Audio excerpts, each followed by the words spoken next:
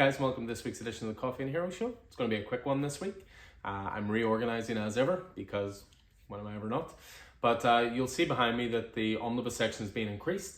I'm reintegrating the Marvel Epic collections into the main graphic novel section. So it just means, for example, if you're looking for something for Spider-Man, the Epic collections, it'll all be in one place instead of the Epics being over here and, you know, two sections, that kind of thing. So I just think it makes more sense. And then this section will just basically be omnibuses, hardcovers, you know, sort of deluxe editions, that kind of thing. So it's just cut into my time a little bit this week getting that done and dusted. But I'll take you through what we have this week. And to be honest, it's a bit of a quieter week, certainly DC-wise. Busier week, Marvel and Indie. But just to take you through what we have here. So we've got DC Pride Through the Years. This is a collection of some of the DC Pride stories of the past. But there's one or two all new stories in there as well. A brand new story starring Alan Scott there. So you've got a nice 80-page spectacular there. We have Green Lantern #2. This was awesome. I've already read this. Really enjoying Green Lantern being back, and Jeremy Adams doing a great job so far, and Xermanico's art is fantastic as well. And then also this week on the Rex is Wildcats #8. Matthew Rosenberg continuing to do some great work on that. We move away from there and on to the Marvel, and as I say, quite a lot of Marvel this week, as you might expect. We have Amazing Spider-Man 27. Let's be honest, this is very much a Marmite run. You either love it or hate it. I really enjoy it.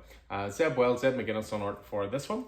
We have a brand new Black Panther #1 launching this week from Eve L. Ewing. So taking over the Black Panther title. So really good jumping on point for anybody new to the character.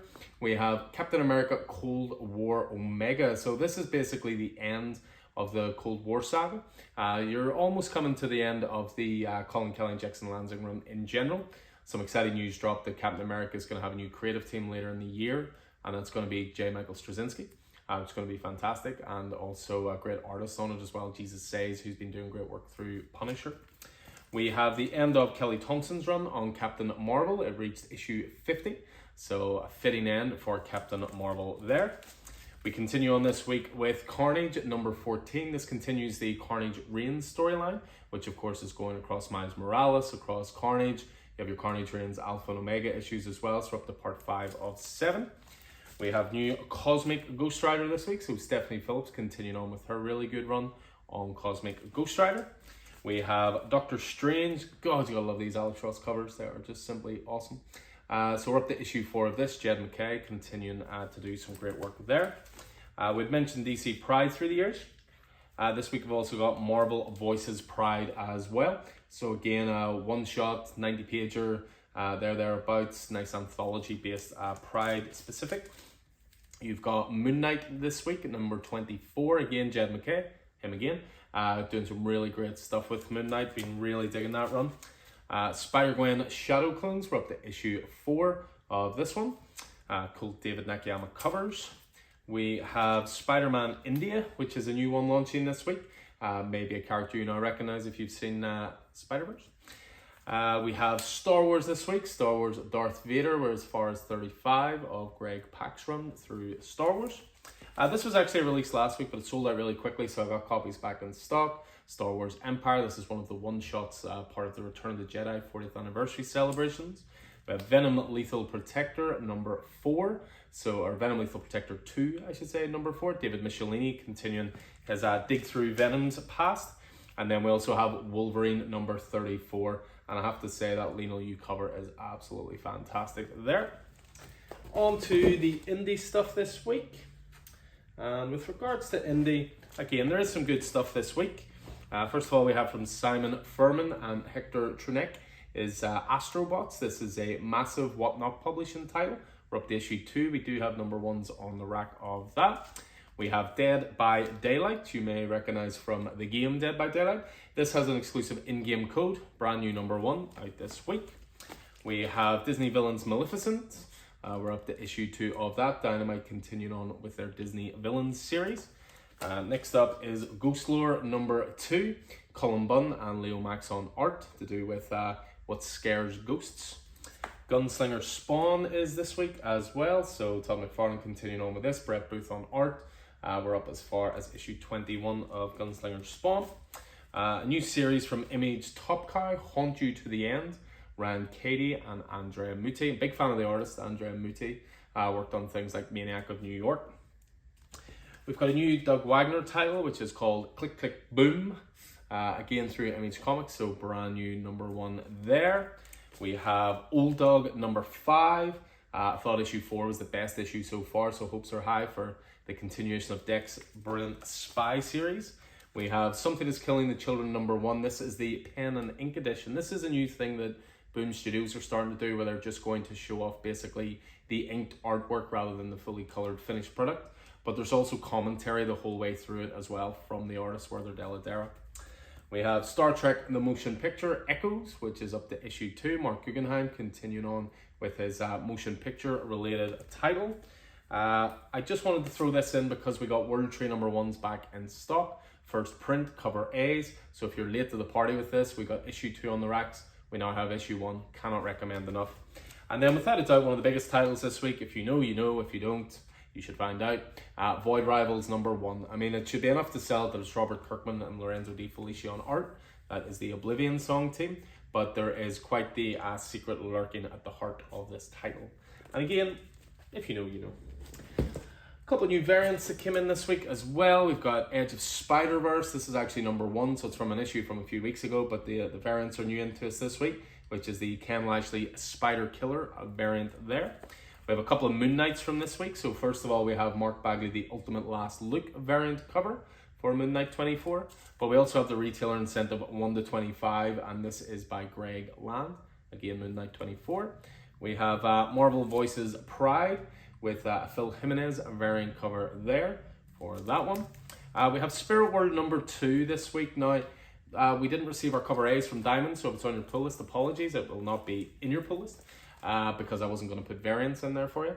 But there's a lovely Dustin Wayne variant out this week, but as I say, the cover A should be here next week.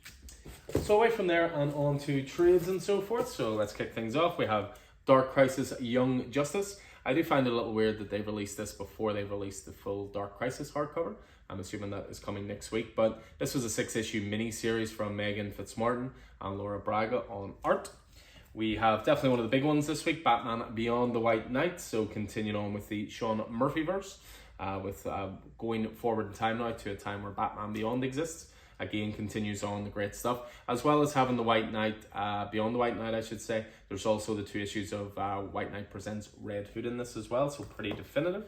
Got a couple of volumes in this week of some New 52 stuff, which was the Earth 2 World's End event that took place. And this was during the New 52, so you got volume 1 there, which covers 1 to 11, and then we've also got volume 2, which covers the rest, 12 to 26 of that.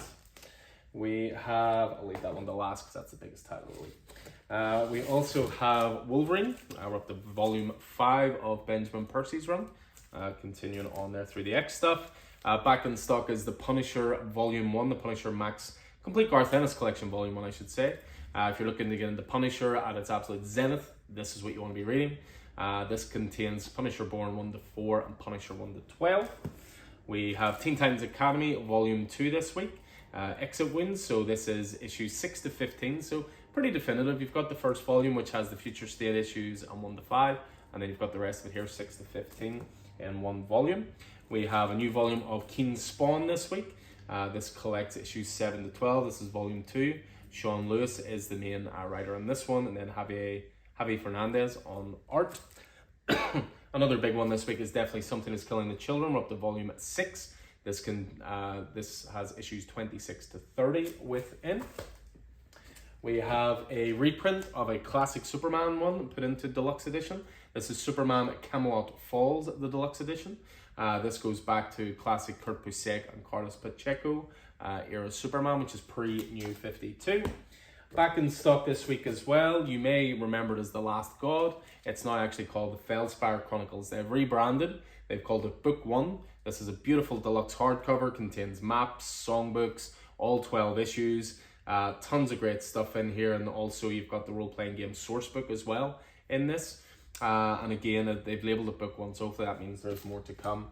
But undoubtedly the biggest new release this week for graphic novels in my mind is Night Fever. This is the new Ed Brubaker, Sean Phillips joint. Their stuff is always amazing. I sat and read this last night. Absolute chef's kiss for this. Original graphic novel, didn't come out in single issues. They only release original graphic novels, this creative team, and they are stunning every single time. Highly recommend it, with the Angelo Badalamenti soundtrack to Blue Velvet. That's how I read it. So yeah, that's a very quick show this week, guys. I wanted to just keep you informed, as I say, but just with reorganizing the store, plenty still to do. So as ever, anything appeals to you, get in touch. We can always hold it over. Pull lists are ready for collection. Again, do let us know if you don't want to pull list anymore. I had to take 2 more out this week, which is getting really frustrating. But again, it's when I talk about this kind of stuff, 95% of our customers are amazing. So, you know, they're always coming in for their stuff. But yeah, if you have anything held for a little while, if you can just either get in touch with us or pop into the store and collect it, it's all ready to go. But again, hope you enjoyed this. Hope it's proven useful. I'll see you in store throughout the week. So take it easy.